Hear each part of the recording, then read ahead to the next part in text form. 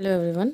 आज हम लोग पढ़ेंगे गवर्नमेंट ऑफ इंडिया एक्ट 1919 का। इससे पहले 1909 का हो चुका है, तो उसको पहले देखना है, उसके बाद यहाँ आना है।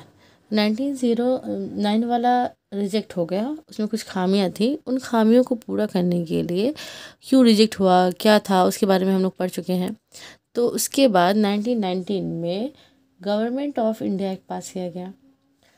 उस वक्त यहाँ के सेक्रेटरी थे मॉन्टेगो और वॉइस रहे थे चेम्सफोर्ड। इन दोनों ने मिल कर के कुछ इस्लाहात बनाए, कुछ रिपोर्ट तैयार किए, और रिपोर्ट तैयार करने के बाद एक कानून बनाई गई, जिसे हम लोग गवर्नमेंट ऑफ इंडिया एक्ट 1919 के नाम से जानते हैं। उसके बाद जो है, इस इस्लाहात में कुछ बातें थी।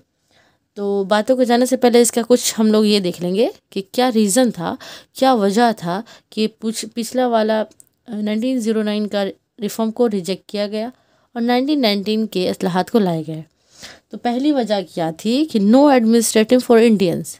रीजन क्या था कि जो पार्लियामेंट्री इस्लाहात हिंदुस्तान में लाए गए थे, तो उस वक्त इंतज़ामिया जो है हिंदुस्तान के इंतज़ामिया के लिए कोई जिम्मेदार शख्स नहीं बनाया गया था, और ना ही जो है जो भी नुमाइंदे मुंतखब किए जाएंगे उनके लिए कोई ताकत दी गई थी। इसीलिए हिंदुस्तान की जो आवाम थी बरतानवी हुकूमत के ख़िलाफ़ हो गई थी। ये पहली वजह हुई। दूसरी वजह क्या थी कि मुस्लिम लीग और कांग्रेस में इत्तेहाद हो गया था। कैसे इत्तेहाद हुआ था कि 1911 में जब बंगाल की तकसीम की बात थी, उसको मनसूख कर दिया गया, रिजेक्ट कर दिया कि बंगाल की तकसीम नहीं की जाएगी। जिससे क्या हुआ, मुस्लिम लीग के जो रहनुमा थे वो बरतानवी हुकूमत के ख़िलाफ़ हो गए।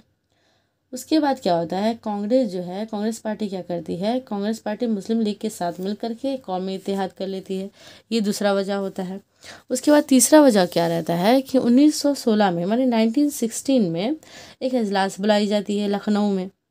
उस इजलास में क्या बोला जाता है कि हम लोग जो है कांग्रेस और मुस्लिम लीग दोनों मिल जाएगी, दोनों मिलकर समझौता कर लेगी और नए नए तरीके से कौमी तहरीक चलाना शुरू कर देगी।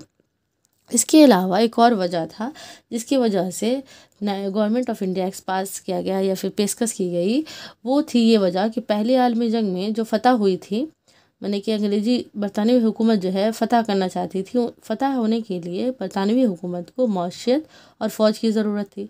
अब वो फ़ौज की ज़रूरतों को पूरा करने के लिए क्या करती है, गवर्नमेंट ऑफ इंडिया एक्ट पास करती है, जिसमें वो हिंदुस्तानियों से अपील करती है कि हम लोगों को ये दिया जाए, आर्मी दिया जाए। डिमांड करती है आर्मी का। अगर आर्मी मिलेगा तो हुकूमत क्या करेगी, कुछ जो है तरमीम करने की कोशिश करेगी और सोचेगी उसके ऊपर।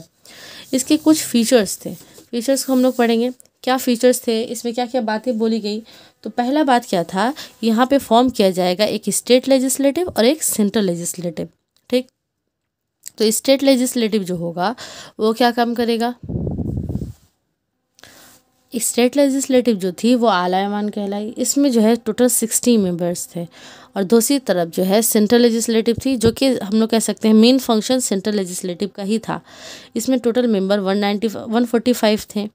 तो यहाँ पे जो मेंबर्स थे उन लोगों को कहा गया था कि जो लोग भी मेंबर्स होंगे वो लोग टैक्स देते होंगे।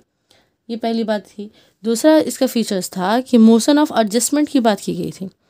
मोशन ऑफ एडजस्टमेंट्स का मतलब ये हुआ कि जो मरकजी कानून साज होंगे वो पूरे हिंदुस्तान के लिए कानून बनाएंगे, और ये जो कानून नाफिज किया जाएगा इसी को मोशन ऑफ एडजस्टमेंट बोलेंगे। यहाँ पे बजट पेश करने की बात की गई थी कि जो बजट होगा सब कुछ मोशन ऑफ एडजस्टमेंट के तहत पेश किया जाएगा। लेकिन कहीं ना कहीं इस तमाम काम की जिम्मेदारी जो है गवर्नर की होती थी, स्टेट गवर्नर की, और जो स्टेट गवर्नर होगा वो कौन होगा, वो ब्रिटिश होगा। उसके बाद तीसरा इसकी खास बातें क्या थी, इसमें बोला गया था जो इनकम है और पावर है उनको सेपरेट कर दिया जाएगा। यानी कहीं ना कहीं देखा गया कि डायरकी लाया गया। डायरकी यानी कि हुकूमत के कामों को दो हिस्सों में बांट दिया गया, एक तरफ पावर रहेगा तो एक तरफ इनकम रहेगा। सेंट्रल गवर्नमेंट के पास कुछ खास काम थी, जैसे रेलवे हुआ, लॉ मेकिंग हुआ, कोइन पब्लिशिंग हुआ, फॉरेन पॉलिसी बनाना हुआ, टैरिफ हुआ, टेलीग्राफ हुआ। ये तमाम काम जो है किसके पास जाएगी, सेंट्रल गवर्नमेंट के पास। और दूसरी तरफ जो है स्टेट गवर्नमेंट है। स्टेट गवर्नमेंट क्या काम करेगी, पीस का काम हो गया, पुलिस को देखभाल करना, education, health, agriculture, tax, transport, ये तमाम काम कौन करेगा, दूसरी तरफ स्टेट गवर्नमेंट का काम था ये। तो जो इस पार्लियामेंट्री रिफॉर्म इस्लाहात थे उसमें रियासती काउंसिल को रियासती कानून साज असेंबली बनाया गया। यानी कि जो हमारी रियासती काउंसिल होगी उसको क्या किया जाएगा, उसको रियासती कानून साज असेंबली में तब्दील किया जाएगा। इसी रियासती कानून साज असेंबली को हम लोग विधान परिषद का नाम देते हैं।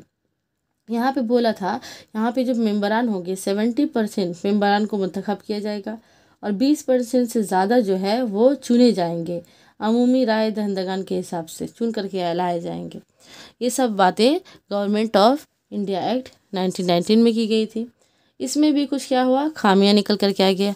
खामियां क्या था, यहाँ पे डायरकी की बात की गई, यानी कि फिर देखा गया कि कामों को दो हिस्सों में बांटा जा रहा था, एक तरफ पावर तो एक तरफ हो जाएगा इनकम। यहाँ पे पावर, जितना सारा पावर था सब पावर गवर्नमेंट के हाथों में दे दिया गया था। जो गवर्नर होगा स्टेट का वही जो है तमाम काम को करेगा, चाहे अंदर में काउंसिल में कितने भी हिंदुस्तानी मेंबरान क्यों ना हो, जब तक गवर्नमेंट की मंजूरी नहीं होगी कोई भी बिल पास नहीं की जाएगी। तो इस तरह इस चीज़ के खिलाफ जो है, इस चीज़ के खिलाफ सुरेंद्र नाथ बनर्जी कहते हैं कि ये तो देखा गया, ये तो नौकरशाही हुकूमत हो गई, कहीं ना कहीं तो गवर्नमेंट ही जिम्मेदार है तमाम काम के लिए। और ये जो दो अमली हुकूमत लाई गई थी, कहीं ये इससे क्या हो रहा था, इससे आवाम को कोई फ़ायदा नहीं हो रहा था। आवाम को कानून के राहत के बजाय क्या हो रहा, और उलझाने की बात की गई। देखा गया कि वही काम को तोड़ मरोड़ के पेश कर दिया जा रहा है।